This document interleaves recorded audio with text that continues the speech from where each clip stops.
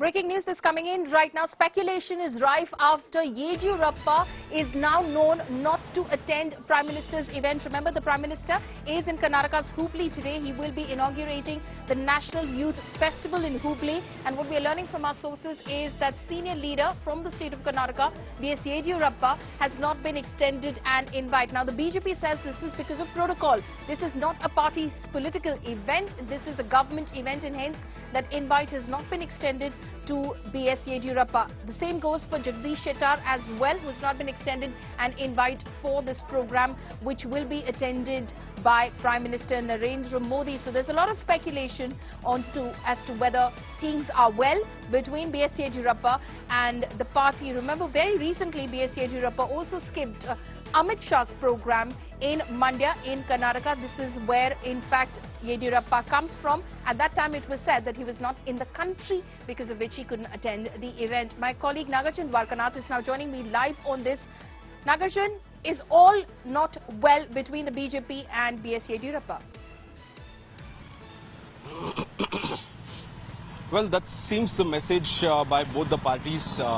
In fact, starting from Mandya event, when Amit Shah had come to Mandya, which is the Janmabhoomi of BS Yediyurappa. He was born in Mandya, and this was a party event. This was a party event also there in Mandya, as well as one government event of a cooperative department. Even there, Yediyurappa could not make it. He had told Amit Shah that he's out of India and he can't make it. And today, when the Prime Minister himself is coming, and the Supremo of the BJP party, where Karnataka goes for polls, Yediyurappa is still missing. What we have heard from our sources is that Yediyurappa has not got an invite to be on stage, because as per the protocol, this is a government event and former CM is not invited because this is not a party event. That is the reason why he's not been invited, is what we are told. But however, things are good within the party, and relation between the former CM and the party has completely deteriorated. Even though he's a part of the parliamentary board and central election committee of the BJP, things are not okay on ground here in Karnataka. With just three months to go for elections, things are still not okay between Yediyurappa as well as the party high command. This is the second such instance, Polami, that Yediyurappa has given it a miss. This time they claim that, Team Yediyurappa claims that there was no official invite. So why would we go and be there in Hubballi? Even if there was no official invite to be on stage, Yediyurappa could have been in the airport to receive him or to meet him post the event or prior to the event.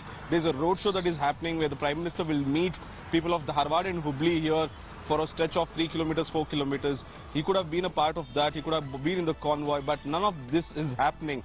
The reason being, the protocol does not allow former CM, is what we are told. Like I mentioned, former CM being in the protocol list is only for that stage event, but prior to that and post that, there's ample opportunities for the former CM to meet the Prime Minister, but that is not happening. He has not come to Hubballi, and this is the second such instance. He didn't come meet Amit Shah also in Mandya. And Amit Shah went on the stage and said that Yediyurappa did speak to him and said that he's out of the country and he can't make it, but his message has been received. And that's what Amit Shah claimed on stage. But this time around, the second such instance, people within the BJP are saying that things are not okay between the former Chief Minister and the party high command at this point of time. Right, but Nagarjan, why is it so that things are not okay between the former Chief Minister and the party high command? Because like you rightly pointed out, very recently, earlier in 2022, the party did elevate him to, of course, the party's parliamentary board and the central election committee as well. Of course, that was seen as an attempt to placate him so that he doesn't throw his hat in the ring when it comes to the Karnataka Assembly elections. But why are things not okay at the moment? Well, it's all about his word being taken into consideration in the last few years. Mr. Yediyurappa feels that his word is not being taken seriously within the Karnataka government, be it policies, be it postings, be it work, what he had done during the Chief Minister tenure for himself. They wanted to continue, and certain policies that he had in mind is not being done, is what he feels, and certain people that he wanted to put in cabinet or remove from cabinet is not happening. So whatever he says is not working completely within the party, be it party posts or government posts.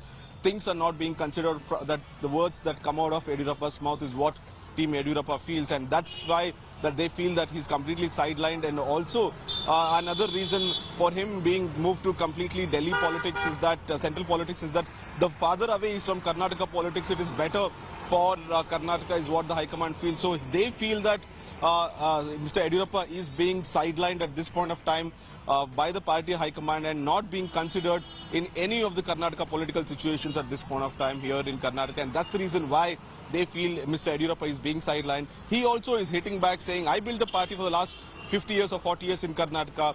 If you can't consider me, then there's no point. Why should I show the interest? And that's the main reason when Amit Shah, number 2 of the party, had come here in Karnataka, in Mandya. He was not here. He was in out of India, and Amit Shah had visited Mandya, where the birthplace of Mr. Yediyurappa. So Yediyurappa has still some connections in Mandya and old Mysore region, and yet he gave it a miss. And this time in Hubballi, where large Lingayat belt is there, Yediyurappa could have come, received the Prime Minister at the airport, but even that is not happening.